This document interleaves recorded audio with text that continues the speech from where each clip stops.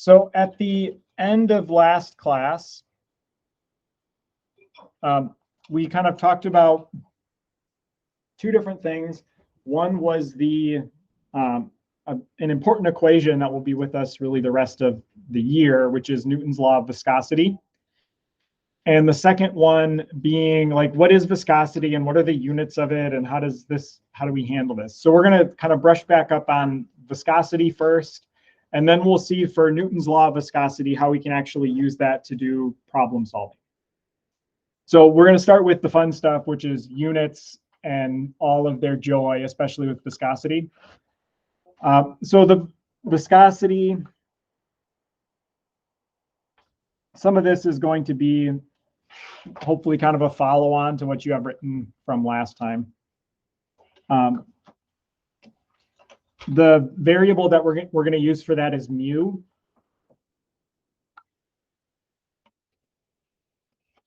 Right, the Greek letter mu. If you hear somebody talk about viscosity, if you yourself have mentioned the word viscosity, this is the one that you were talking about. To be more precise, we're going to call this the dynamic viscosity.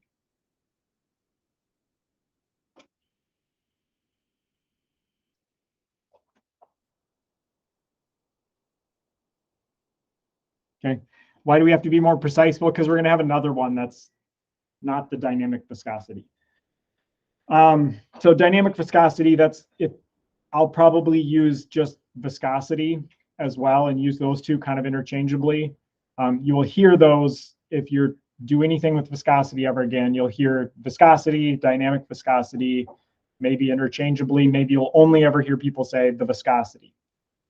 This would be the one that they mean. This is the one that you meant when you said the viscosity of something. Maybe you've never said that before. You should try it. It's fun. Okay, so it has weird units. Units are weird. We're going to have to deal with it. We said it has units of like force times time over area, or equivalently mass divided by length times time. Let me turn off the light so hopefully you can see a little better. So those two things are exactly the same, right? Because force is right, F equals ma, so force is mass times acceleration. So you can like break force down into those, like a kilogram and a meter and per second squared, and you can smunch those together and you can get the two being interchangeable. They kind of come with their own separate units. So one of the unit systems that we'll use is kind of the force times time over area. So that will give us something like 1 Pascal second. So pressure times a time, which might seem like kind of a strange unit. That's 1 Newton second per meter squared, if you want to break it down a little bit further. That's going to be one common one that we'll use. Another common one that we'll use that's like the mass divided by length times time version is 1 poise, which is 1 like P. I think it's a capital P. So which is equal to 1 gram per centimeter times second. So it's already kind of a weird, because it's got out of like kilograms and meters and is in grams and centimeters, which is strange. We'll have to deal with it. Actually, a more common unit is not the poise, it's the 100th of that, a centipoise. So usually we actually use 1 centipoise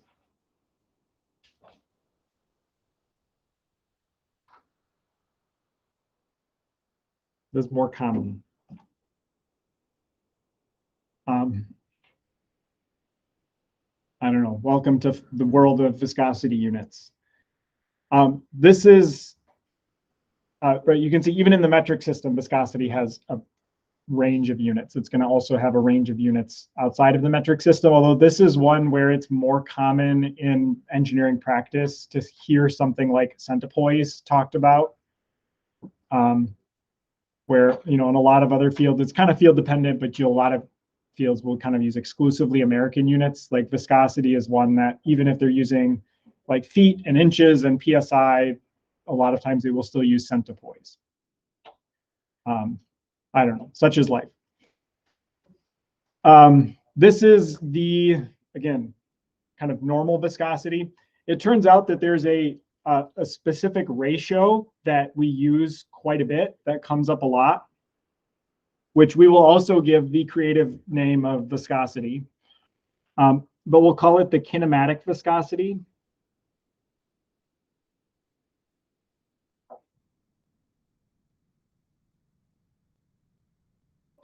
And if you hear somebody talk about kinematic viscosity, they will say the kinematic viscosity probably. Otherwise, you're going to have to figure it out by the units. But usually you would specify like this. I'm talking about kinematic viscosity. So what is kinematic viscosity? We're going to use the variable. That's not a very good one. That looks too much like a V. This is a nu. It's kind of like a swoopy looking V. I don't know. Look it up online and draw a better one than I can. It's a nu, and it is equal to viscosity over density. Okay, so why might we care about the kinematic viscosity? Well, it turns out if you're looking at the kinematic, maybe gives a little bit of a hint, although dynamic and kinematic, I don't know who named these things. The kinematic, that's like motion. So you're thinking about motion.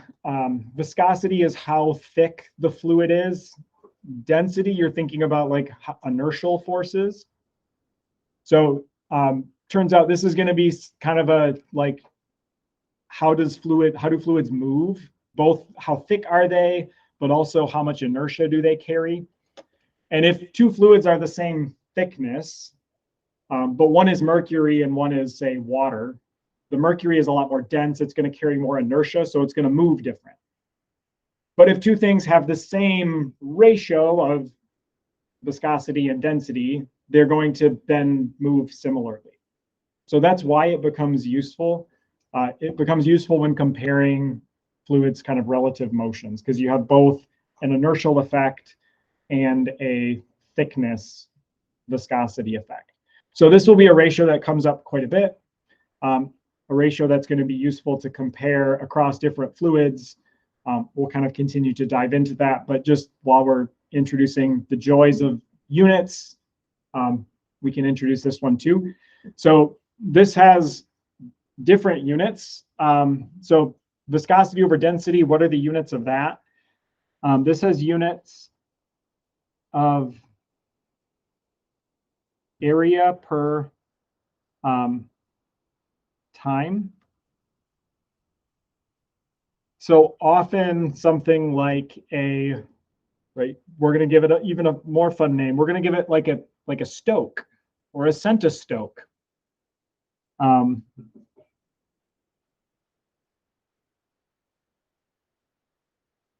A stoke is a centimeter squared per second, or the ever popular centistoke, which is obviously 0.01 centimeters squared per second. So these will be the most common units, or just like straight SI units of meters squared per second. So a meter squared per second is then 10,000, or 1,000, not 10,000, 1,000 stokes. Okay, so we're going to have to get used to the units. We won't do too much with kinematic viscosity right away. That will come up later on in the course. But while we're introducing it, introduce the joys of viscosity in all their units. Okay, so what can we do with all of this stuff? Okay, well, I should go back. So how does viscosity, again, we have some like everyday exposure to it. So hopefully you have kind of some feel for what it is. Right, you can think about it as like it's a measure of fluid friction. How easy is it for the fluid to flow? If you are a liquid, it gets easier to flow as you get warmer. So as you put oil in the bottom of your pan, you put it on your stove. As it heats up, it starts to flow easier and gets like thinner, would be the kind of colloquial way that we would say. So it gets thinner, it gets to be a lower viscosity. So we'll maybe just make kind of a couple notes. So mu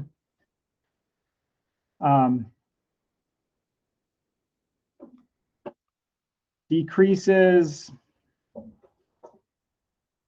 a lot with increasing temperature if you're a liquid. So if you're a liquid, you get thinner as you heat up. Gases do the opposite. So if you think of why that is, so this is a like fluid friction. So what is that caused by? It's caused by like the atoms and molecules wanting to stick together, and you're smearing them apart. So as you give more thermal energy, it's easier to break those bonds between like any two given fluid molecules because they're moving around faster, and there's kind of more energy in the system to break those bonds. In a gas, you don't have the same kind of like strong bonds. So what it is right, gases have really low viscosities compared to liquids. Probably you've never really thought about a gas like air having a viscosity, but it does. It's just really low.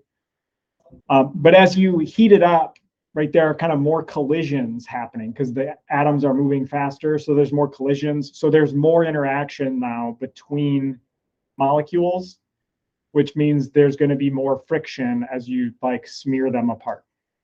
So liquids get thinner as you heat them up. Gases get thicker as you heat them up. So mu increases as T increases for gases. And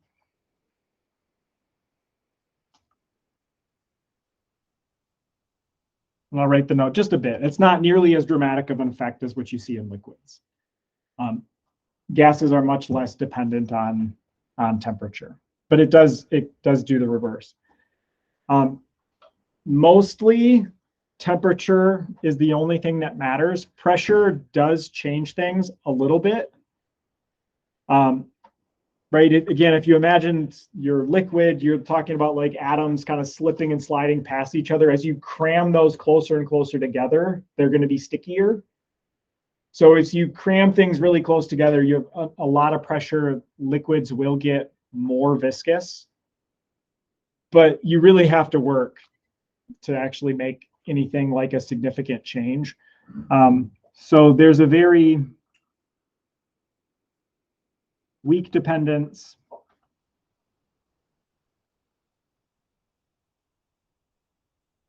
on pressure.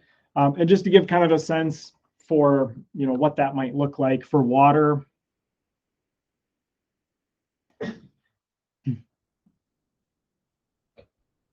The viscosity at 10,000 atmospheres is about equal to 2 times the viscosity at 1 atmosphere. So you have to go up by a factor of 10,000 to get like a doubling in viscosity. So we're talking about like a change in pressure of 5. There's probably been basically no change in the viscosity. So it's there, it's true, it happens, but it's a really weak effect. And the same for gases. Gases, there is a pressure dependence. As you go to higher pressures, gases do change in their thickness. but it's not as strong an effect as what you see with temperature. Okay, where do we get these values? These values, you can get them online. You can get them in table A of the appendix of our textbook. If you're searching for values, you can get them in measurements that you can take. You can get them in like a handbook. One of my internships, how do you actually measure these? You basically fill a little ball with a known quantity of your liquid and has a hole in the bottom, and you watch how fast it drains out and you time it. And then calibration, you have a calibration from your specific test setup to what the viscosity is. If it takes 36 seconds to flow out of there, this is the viscosity. Or if it takes 48 seconds, this is the viscosity. So I actually did in one of my internships back in the day, I did these measurements like multiple times every day. Right. So if it's something that you need to know for something, you find an intern and you rope them in and say, hey, spend 15 minutes, measure the viscosity of this. The only kind of trick to that is if you need to know it at a specific temperature, then you might need to control the temperature of your liquid while it's draining out of a little tube. So what we had is like a water bath that we could control the temperature, and then you dunked everything in the water bath so it was all at constant temp. But they're easy measurements to do for common things. Somebody else has already done them. You can just look it up. All right, so how do we use this stuff? So with our time remaining, we're going to try to use it. So again, one of the most important equations that we'll come across in fluids is Newton's law of viscosity, which, if you remember, was tau, the shear stress equals the viscosity times the slope of the velocity, or what we call the shear rate.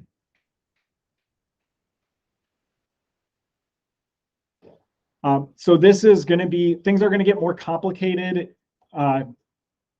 in some processes. We'll eventually get there, but this is going to be a fairly useful equation in a lot of systems to understand fluid friction.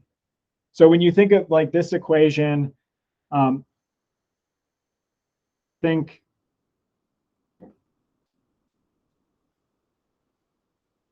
fluid friction, right? Because that's what the shear stress really sort of is like it's a measure of the friction that we're seeing in our fluid.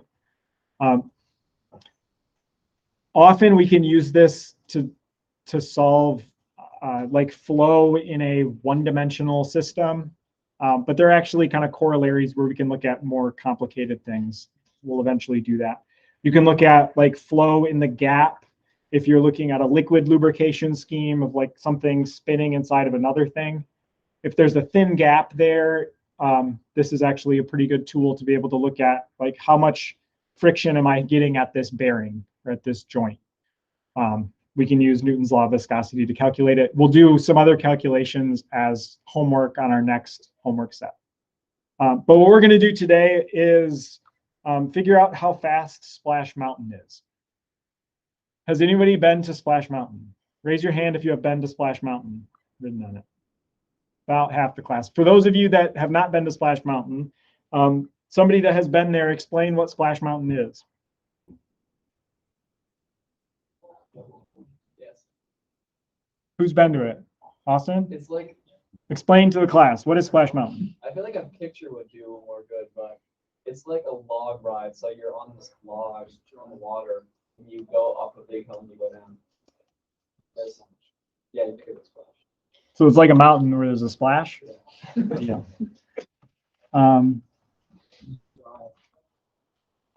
Okay, so right, one of the kind of iconic rides at Disney. If you ever go to Disney, go on Splash Mountain. It's great. Okay, so what does it look like? Let's draw a schematic. Right, we have a a slide like that. There's a boat that you ride on. You are in here screaming, yay. Something like that.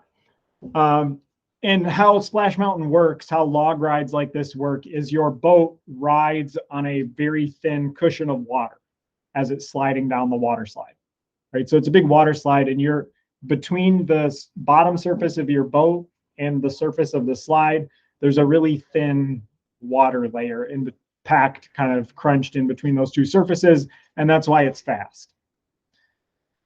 So under here, there's like a thin water film. Okay, so we want to make this engineering-y. So let's start to put variables and stuff and figure out where the force is to be able to figure out how fast this thing actually is. So your slide is going to be at some angle theta. What's actually pushing you down the hill? It's gravity. So there's going to be like a mass to your boat where there's gravity, which is pulling you straight down.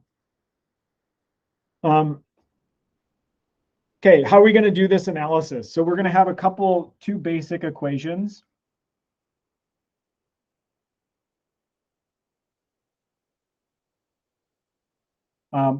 Equation 1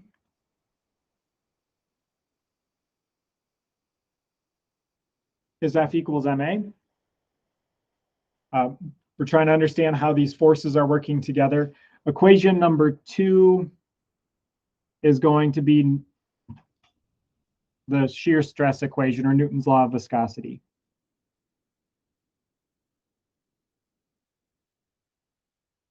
Okay, and we're going to assume that we reach terminal velocity. Right now, that's an assumption. Eventually, we're not going to solve very many of these, but we're going to get to the point where we could like figure out if we actually do.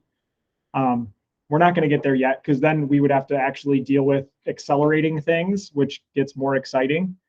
We're not there yet. We'll eventually maybe touch on it. At least you'll see like how one would do that. We're not going to do it a whole bunch. So right now we're going to assume we reach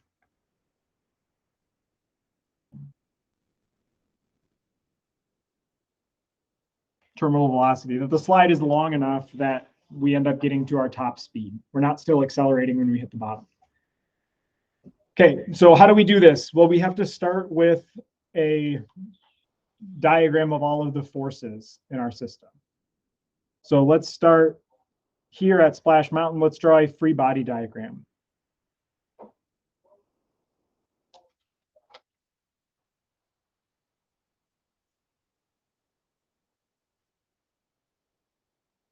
Okay, so again, if we zoom out a little bit, what does our free body diagram look like? We have our boat here with some people.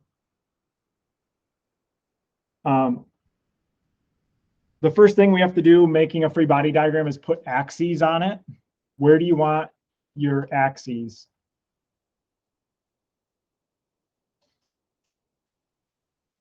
So we could put them wherever we want because they're axes and they don't really exist. It's going to be most useful if we put them tipped at the same angle as what our boat is, so that our boat is just going in, say, the X direction, that it's not going like down and to the right, it's just going like straight in X.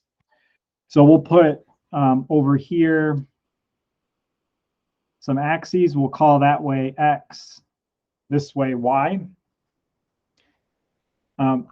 We're going to have gravity, which is pointing straight down. F sub G, right? The force times of gravity is mass times gravity. We are going to have a normal force.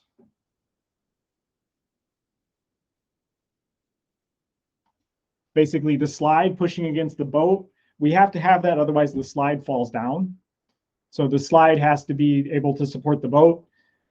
We are going to trust that somebody else cared about that, and we're not going to actually care about that and assume like the slide's not falling over.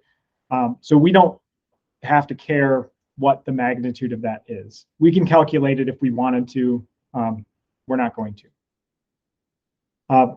The last force that's going to be involved is the force of fluid friction. So that's going to be a force that's resisting motion. So it is going to be, if our boat is traveling this way, we'll call it at capital U boat, whatever our speed ends up being, we are going to have a force in this direction. We'll call it F fluid. And what is an equation for that force?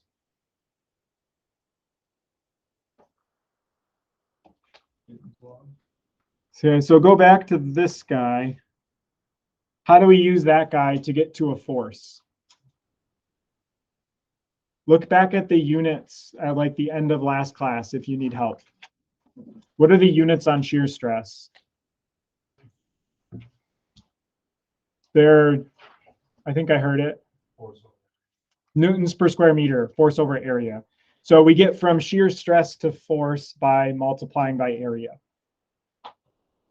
Right? So a shear stress, a stress is a force over an area. So to get back to force, we just multiply it by the area. So if we want to know this, that's going to be tau yx times the bottom surface of the boat, right? That entire bottom area, the whole place where that shear stress is happening. All right. So we don't need to care about the y direction, because it's gravity and pushing. There's a y component of gravity, and the slide is matching that, and we're not crashing. We care only about the x direction. So let's draw kind of a zoomed in view just of the x.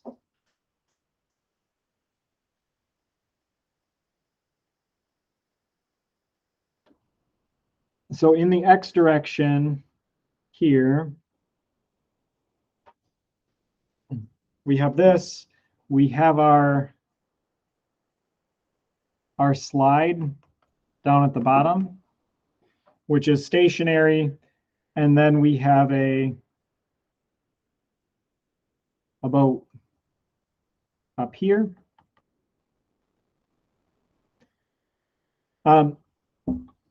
These two are separated by a little gap, which we'll call B. So there's a little film of water in between the two. The boat is traveling at the speed of the boat. We're trying to find it. But what we do know is the force that's pulling it downhill.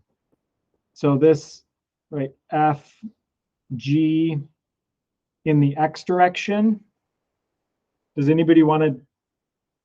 Okay, so if we imagine this is, right, that angle is theta. That's the slide angle. What is the X component of gravity? Equals mg sine, right? Sine theta. So that's the force that's pulling us downhill. Mass times gravity, sine theta. We have if we look at our fluid layer itself,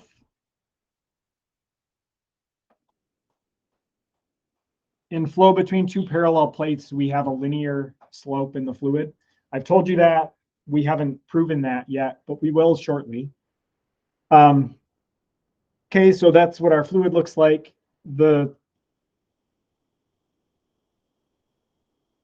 Like here, the slope is du dy. That's just like the definition of the slope. This particular flow pattern, the slope happens to be constant throughout the whole flow. There are definitely flows where the slope is not constant, but the slope is the derivative of u with respect to y, like that's the slope. This will be an easy one to calculate because it's the same thing everywhere. All right. So what else do we need? We need to know, okay, so at terminal velocity,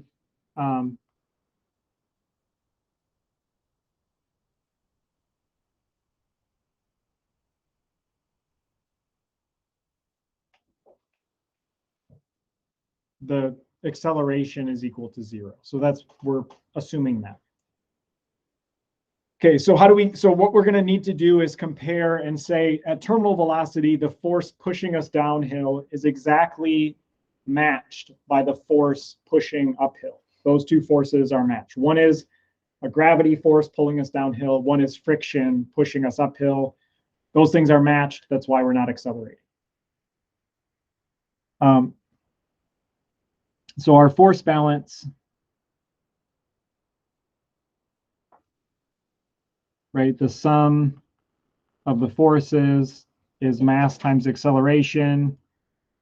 We said, right, acceleration is 0. So F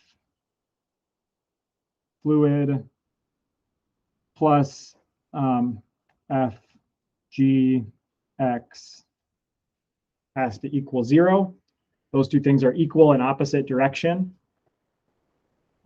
So we get this equation, tau yx a boat plus mg sine theta equals to 0. All right, so let's, okay, instead of tau, let's use Newton's law of viscosity. So this is mu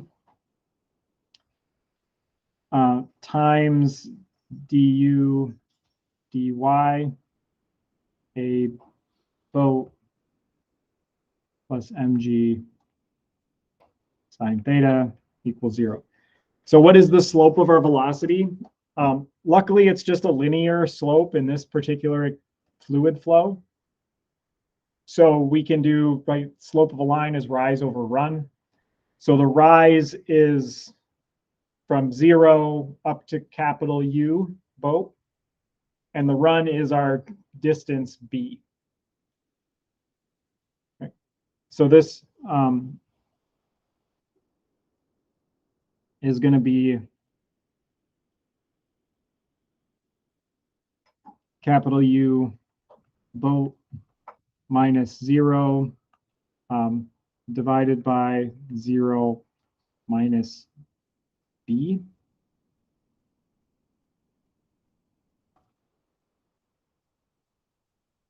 Plus mg sine theta. All right, so we're super close. Now we just have all kinds of variables and we don't know any of the values. So what are the values of all of these different things? We're going to guess. Okay, so there are some things that we can look up. So this guy, the viscosity, I can look that up. So that is 1 times 10 to the negative 3 newtons second per meter squared. This is at 20 C for water. So I can look up the viscosity of water. We're trying to find the velocity of the boat. So that's going to be the one that's left over. The gap distance, this is going to be the hardest one for you guys to guess. So I'm going to guess for this that it is about 0.02 millimeters. For those of you that have been on the ride, how big is the boat?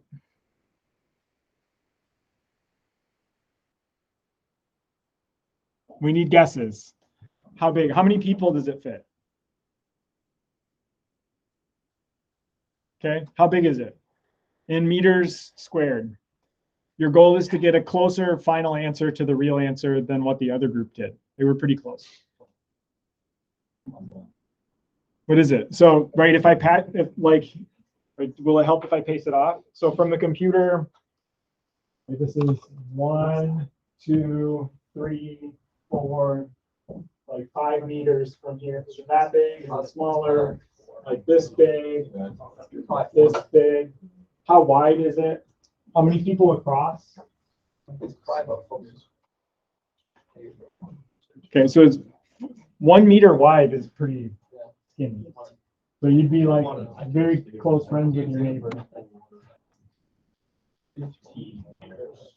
15 meters squared. That's a boat. How big? What's your favorite number? We don't have too much time. It's 1:47. 4.5 is small. 6, 8, 6, 8. Which is your favorite? 6, 8, 10, 8. Okay. We're gonna have to do more of these. How heavy is it? How heavy is it? How heavy is a person? How many people does it carry? How heavy is the boat? Okay, so 1,000 kilograms. Is that reasonable? 1,000? Okay, what's the angle? Right, when you're going downhill, how steep is it? Those of you, you guys have been on it. You should know. I bet it's like Nobody brought their protractor? 30 degrees.